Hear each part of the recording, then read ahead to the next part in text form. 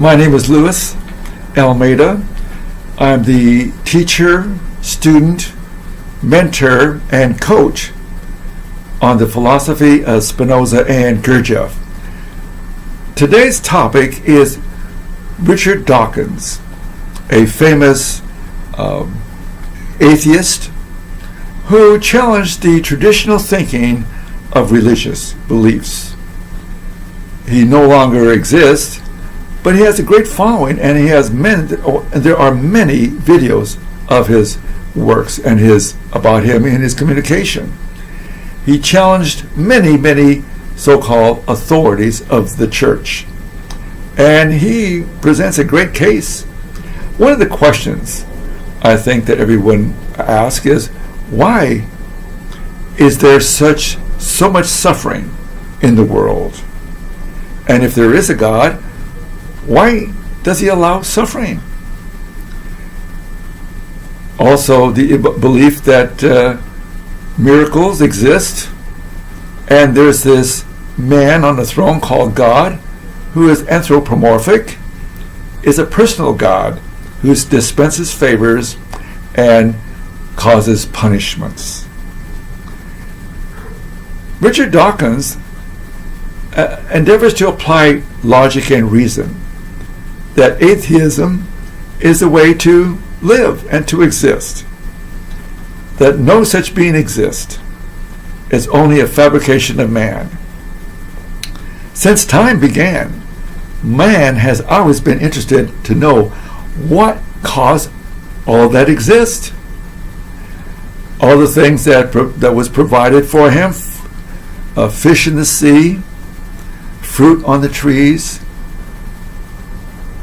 vegetables in the gardens, in the earth, the fowl to eat, the animals to eat. All of this abundance, there must be a cause for it. So man began to believe that there must be some deity that was the cause of this. Over thousands of years, eventually religions came into existence. And I think the Jewish community or Jewish belief began to believe in monotheism, a one God. Prior to that, there were many gods. But there always was been belief that there was some cause or some supernatural being that existed.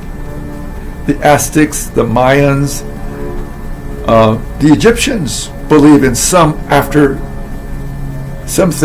death. And I think atheism is belief, or say anti-theism. No belief that this is it. Where we are now is reality. To some degree that is true. However, there's more. Spinoza found, and if you looked up Spinoza, he lived in the 17th century.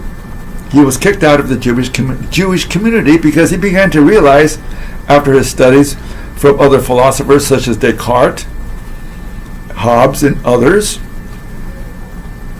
that God is not anthropomorphic, that God is not a personal God. Now, when the Jewish community heard this, because they believe they're the chosen people, and Spinoza says that's nonsense. So they said to him, get out of here, we don't want you, we don't want your thinking here, you're contaminating our community, stop it. And Spinoza was called Baruch at that time, a Jewish name, Baruch. He changed it to a Christian name called Benedict de Spinoza, or Latin. Now he wrote a book called The Political Theological Treatise. And this book, it's online, you can look it up, is about the Bible. Spinoza wrote that the Bible is not the work of God, but the work of man. What blasphemy! His life was threatened, and he was called an atheist. So, atheism was not just coined with Richard Dawkins, but also with Spinoza. Well, who is Spinoza? Spinoza is an individual, a philosopher during the 17th century. He incorporated mathematics and science and medicine into his philosophy. He understood that there are three levels of knowledge. The lowest level is hearsay and experience. And the second level is reason and logic. And the highest level is intuition. So I would say Richard Dawkins is at the level of reason, the second level. And reason just says, it's like what we see is what we believe. We can measure what we see. We can understand cause and effect. That is important, cause and effect. To reach the planet Mars, to reach the moon, we need reason, physics. We need science, mathematics, to measure how to get from here to there. It's amazing. It's absolutely amazing how we are able to travel into space. And we send out these huge telescopes, electron telescopes that help us see other worlds.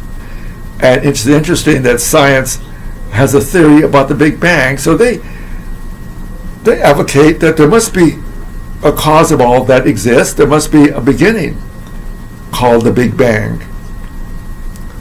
But what created the Big Bang? How did that thing that is the Bang get started in the first place? Spinoza philosophy explains it. But this is where intuition comes in. Most scientists believe that there's no such thing as intuition. Richard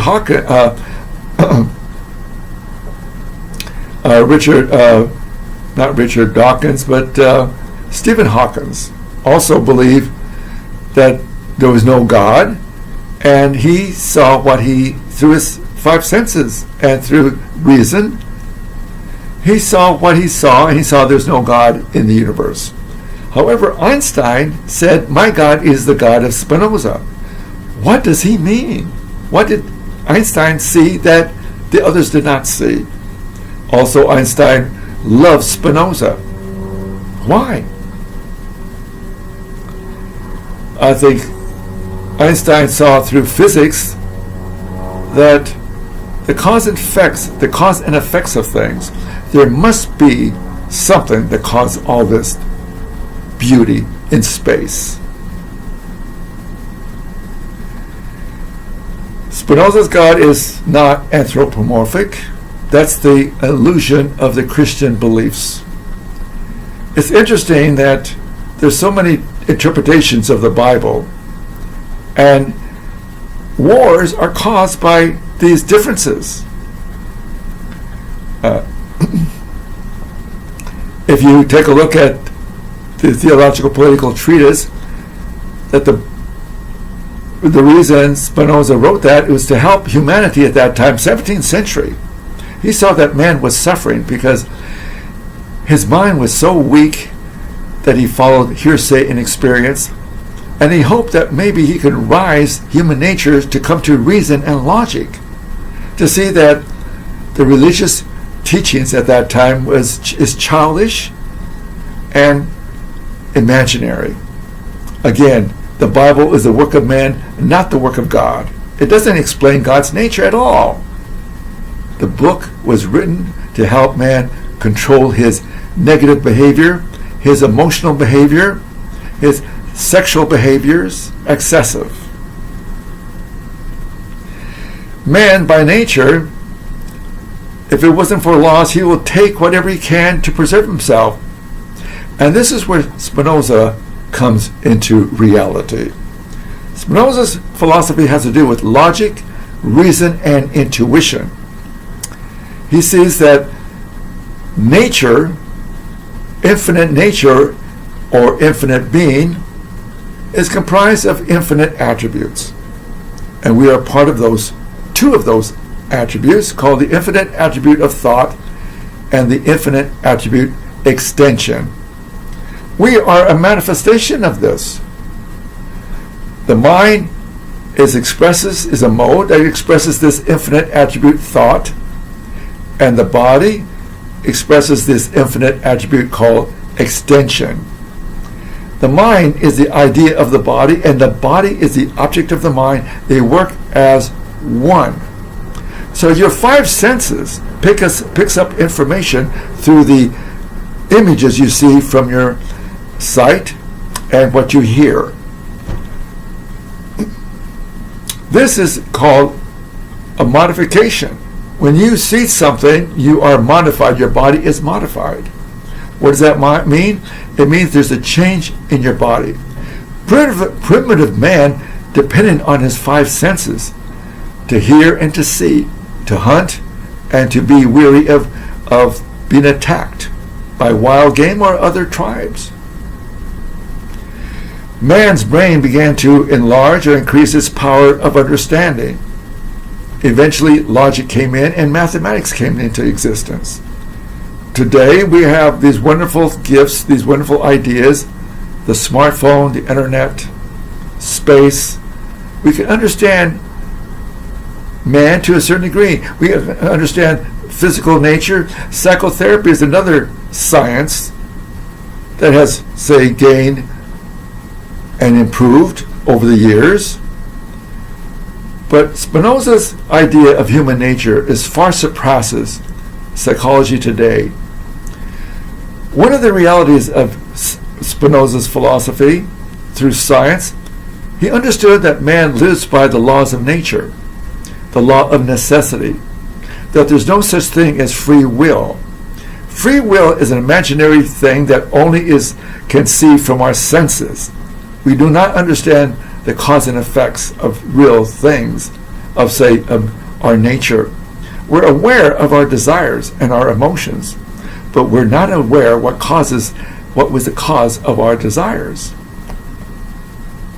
Take a look at the emotion of pain and hate and anger. Every time you are disturbed by someone's behavior, you automatically go into hate and pain and anger, automatically without thinking. If you had free will, could you will yourself to think positively? Could you will yourself to, say, have a full night's sleep? Can you will yourself not to worry? Can you will yourself not to, say, drink excessively or eat excessively? Can you will yourself not to be in depression? Can you will yourself to be happy? There's a cause and effect for everything. The more you live by reason and intuition, you'll learn how to, say, live a more free life.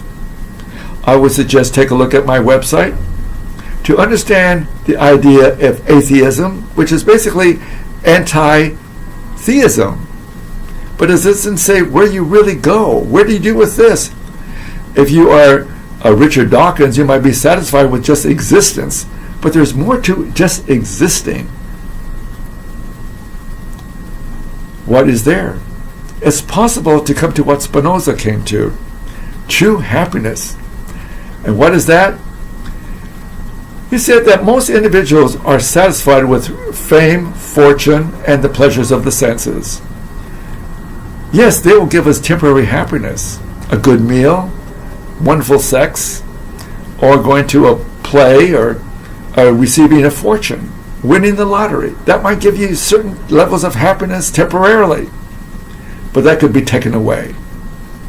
Your life can be taken away. But one thing importantly that Spinoza advocates, the mind. As the mind begins to improve its understanding, it begins to see clearly. And how does it see clearly? It begins to see the nature, the cause and effects of things. Again, the law of necessity, the law of self-preservation. Desire is the essence of man. What does that mean? All the emotions can be understood, such as pain, hate, and anger, envy, jealousy, ambition, contempt,